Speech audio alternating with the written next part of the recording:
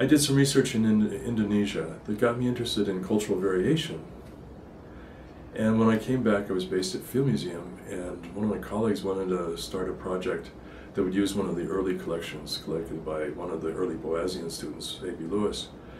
It's the largest collection from New Guinea, and so I looked at that old collection in a new light, and we generated grants to go back to New Guinea and study how people were using their objects and how they had exchanged. And his data from his field notes made it clear stuff was moving around on the coast across language boundary after language boundary. And that's not the way we were taught when I was an undergraduate. We were taught, you know, you have your culture and you stay within your culture. But that's not the way the world works. And so we were challenging these classic ideas that anthropologists had. And so that got me into regional analysis.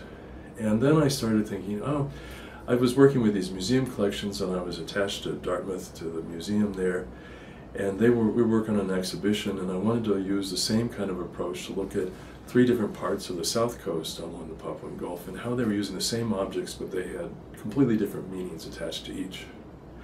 And so while I was starting that, then there was a tsunami that washed out 4 of my villages, and so then I had to go and deal with the disaster research. And whatever the question is that happens, you run with it, and there's always exciting things that come from all those.